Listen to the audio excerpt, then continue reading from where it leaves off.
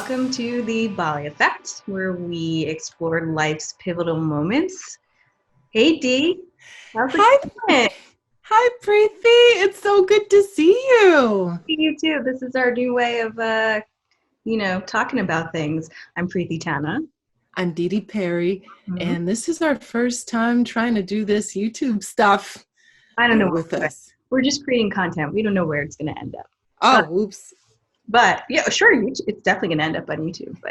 But this is our first time sort of doing a Bali Effect quickie.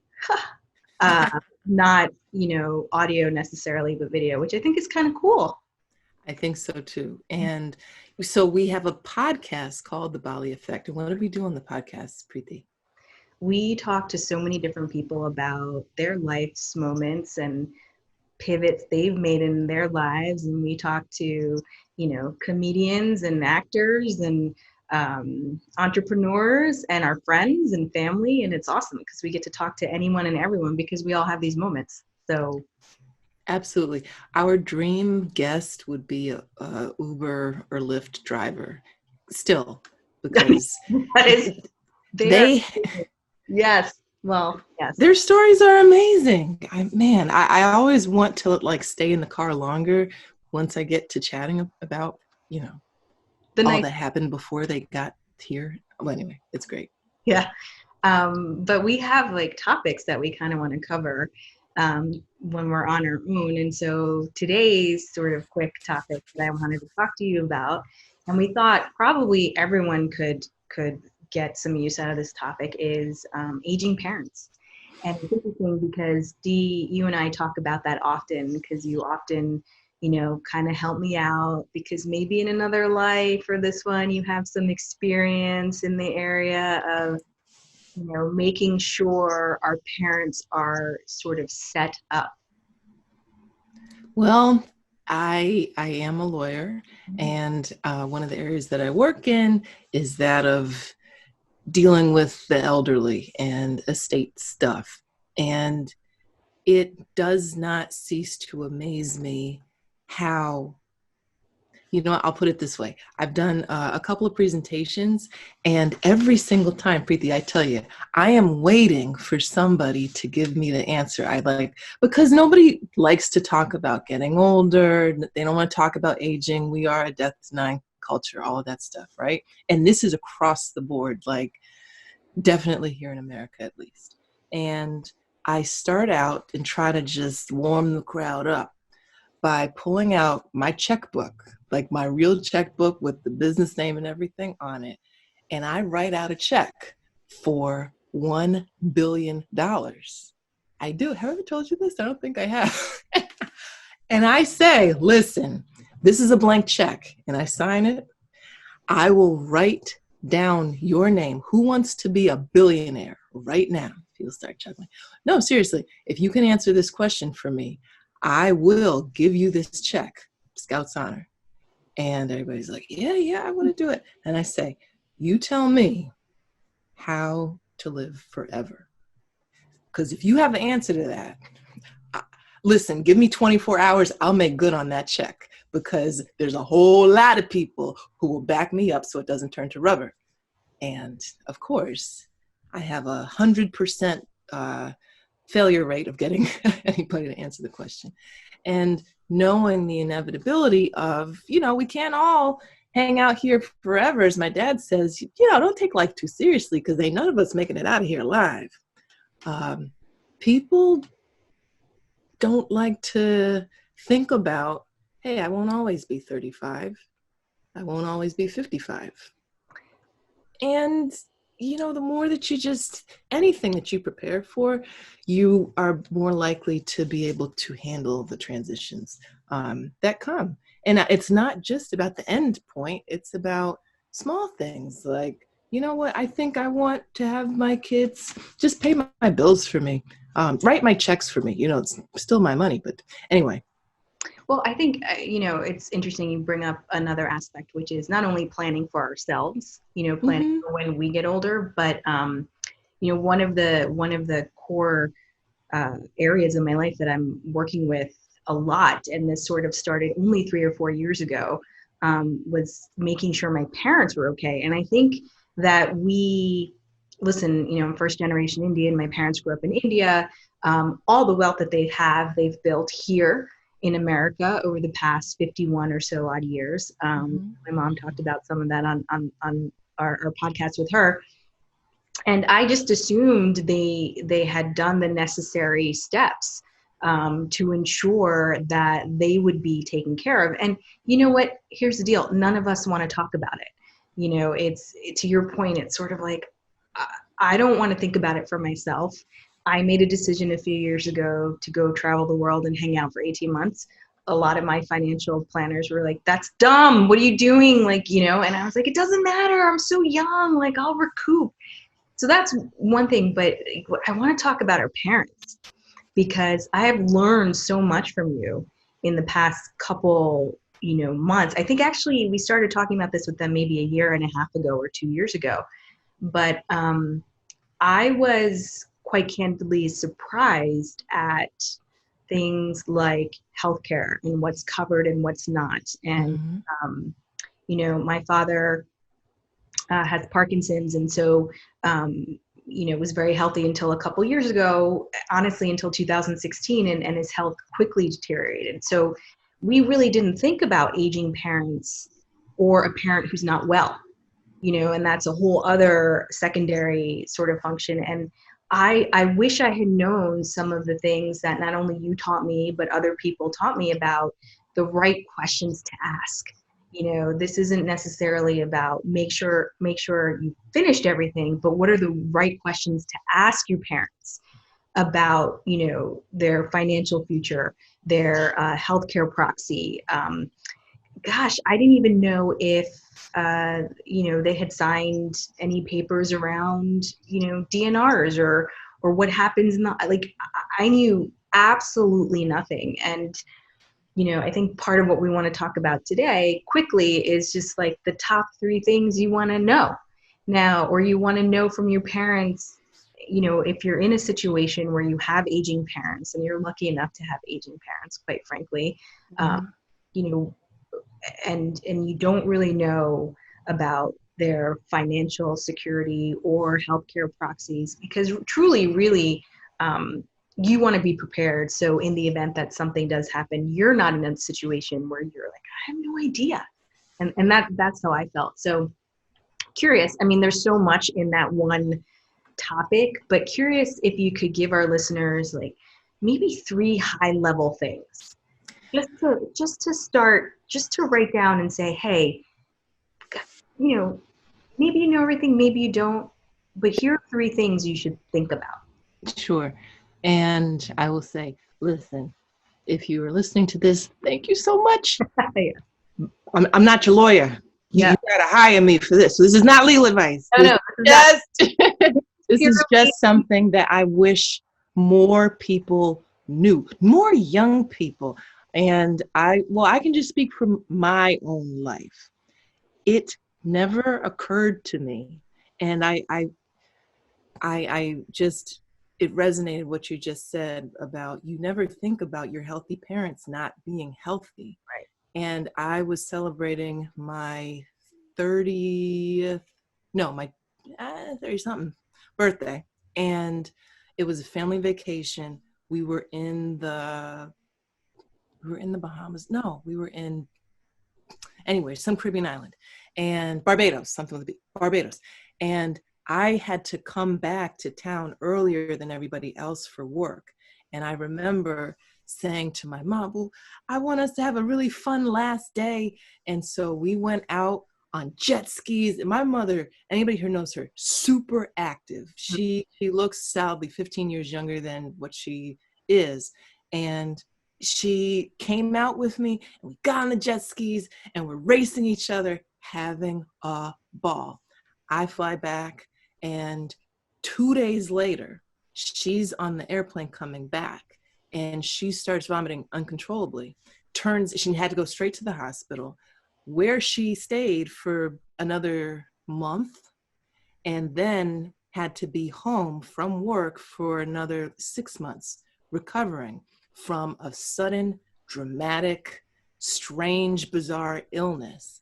And when I tell you that blindsided our whole family, but me, to get a call literally in the middle of brunch, I will never forget where I was, because it's like, wait, my mother? What? So there's that shock, and two, in the spirit of Bali Effect, like pivotal moments of realization and awakening, it never occurred to me that my mom was vulnerable, Right.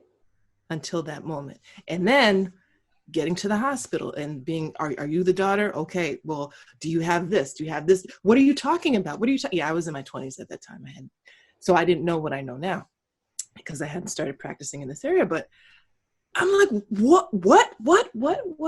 And so many moments where we learn things come out of chaos. Yeah. And so from that moment on, I realized the importance of, it is so, so important to have an advocate for you, for your medical affairs. And that can happen at any time. You can have one for yourself, Priti. I have one for myself, someone that you name formally on a written document called either a medical proxy or a medical power of attorney, where you say, I'm entrusting this person to speak on my behalf and fight for me and communicate my wishes, my desires, my needs.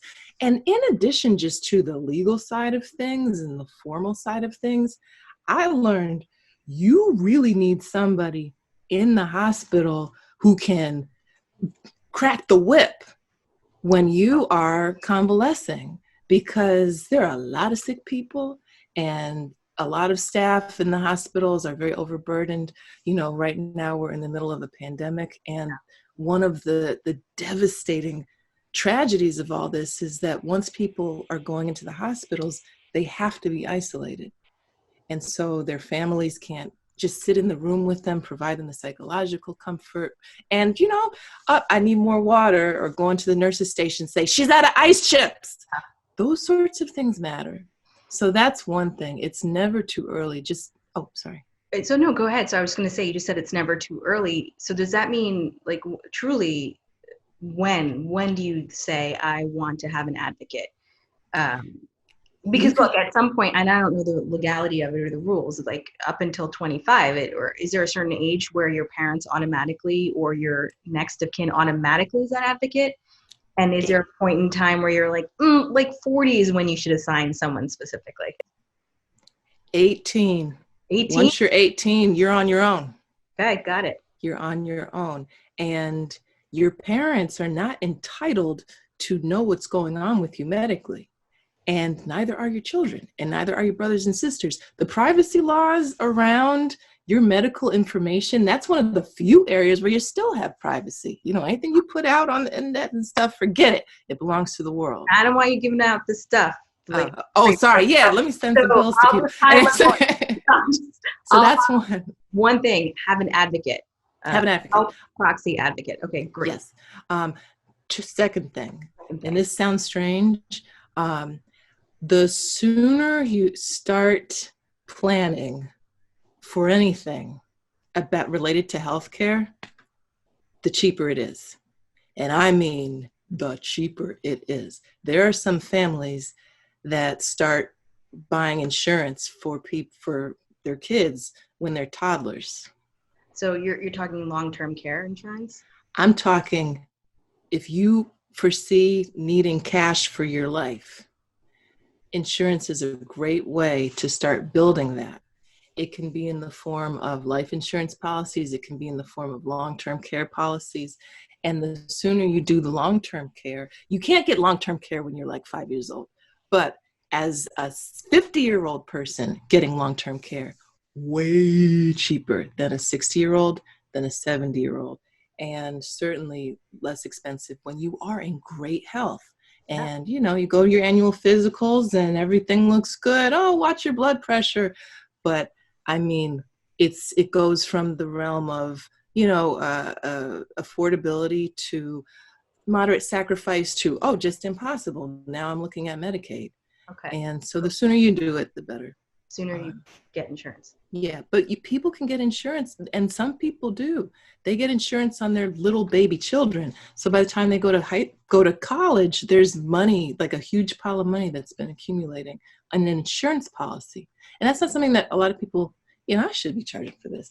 Well, Anyway. you get that insurance number two. So this is the thing. The point of this conversation is not to be detailed. It's to get Yeah. people thinking. Yeah. Oh, Yeah. I never thought of that. I never thought Yeah. of getting a healthcare advocate. I never thought of thinking about insurance, even for myself, Yeah. at 30 or 35. And so Right. the whole point is like just thought starters, if you will, when it comes Yes. to your parents and the care and the healthcare of people that you love. Right. What I'll say more concretely to anybody in our age category, 30s, 40s, even 20s, if you are fortunate enough to have your parents still with you, Yeah. please have a conversation about them considering getting long-term care. Yeah, I second that. I second that. Please Yeah. do. Okay, what's the third thing? Third and final thing. Third and final thing, please remember when you're broaching this terrain of dealing with your aging parents that aging is scary. Yeah. It is. And some of the prickliness that you might encounter and some of the resistance that, or difficulty might seem like defensiveness. It might seem like, they're just putting up walls and not wanting to just go there. And a lot of it is just fear of the unknown.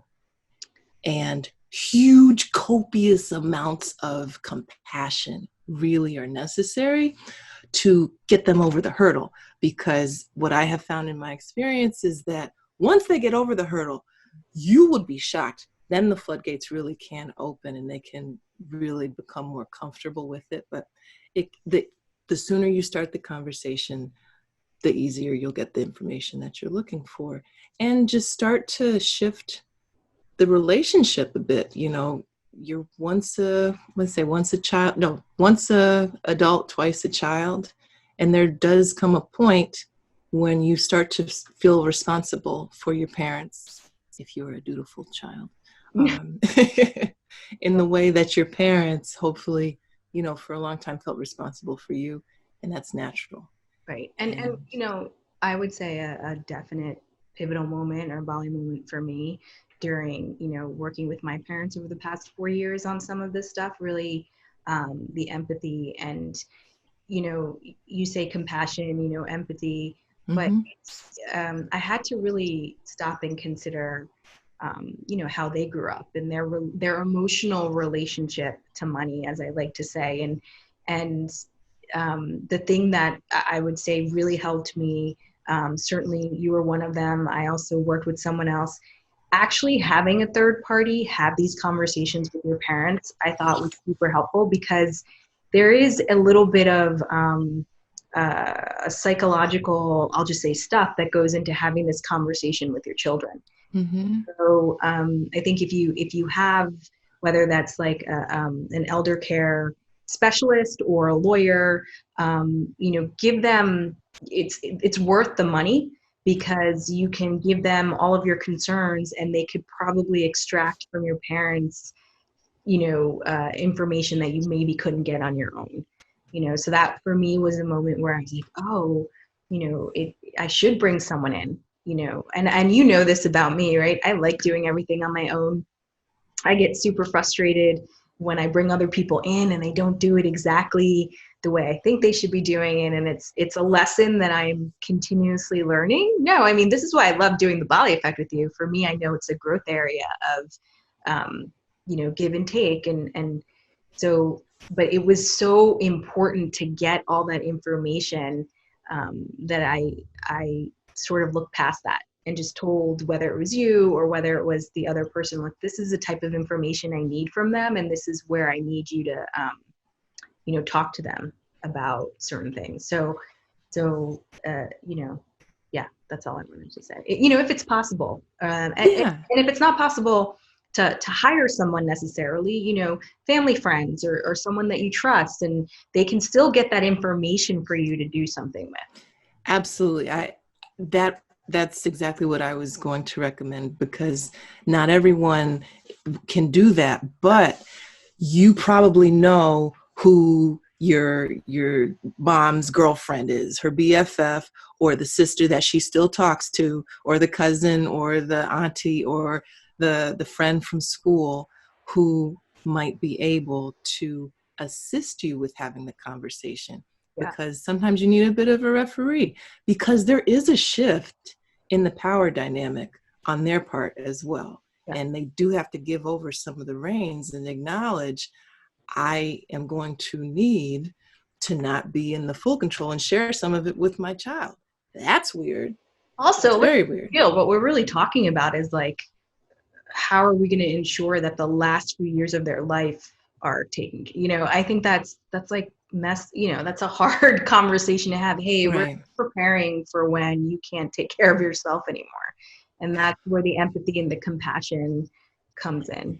And also saying, we're doing this as a team, because you aren't out there by yourself just getting, into your golden years. It's all of us. We are all affected. So how can we do this in a way so that all of our lives are supported? Because as much as we promote rugged individualism in this culture, nobody makes it alone, and everybody is connected to somebody. And you feel it. You feel your parents when they are in any sort of challenging situation. And so when they're doing better, you're doing better. Just spread the good stuff around. You know what, Dee, this we don't know what we're going to call these things. I call them quickies because it's us sort of getting on and chatting about these fun little or not so fun topics. This one was sort of top of mind for me and something I really wanted our listeners to hear, because a lot of times we're talking about uplifting and motivational things, and this does fall into the realm of like us trying to help you and motivate you to think about something that would make your life easier. Do you Yes. want to give a quick 3-thing recap and then we'll say goodbye? Get yourself an advocate. Encourage the long-term care, and keep the empathy and the compassion at the front of your heart, the front of your mind, going into all the conversations. And God give you all the ease and the comfort and the Universe, whatever. productivity. Yes, the universe, the good, Spiritual. positive juju, all of it. May it all bless you. And yeah, Well, it's all good. It's all good. And the way that I'll close out how I often start these conversations, say, look, this is a tip. Another one I'm giving away for free.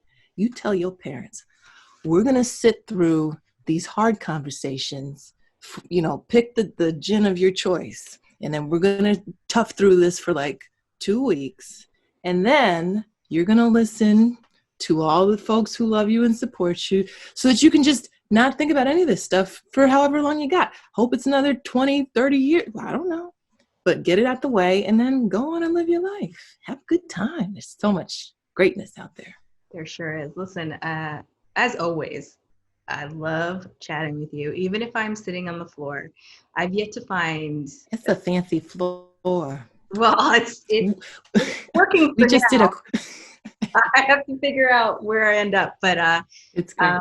thanks, guys, for listening and watching. And we'll be back later this week with another Bali Effect Quickie. I kind of like the Quickie thing, but maybe we need a The new. quickie on the floor. Really, Tana? That's what we're doing? Oh, wow. That's what I wish we were doing.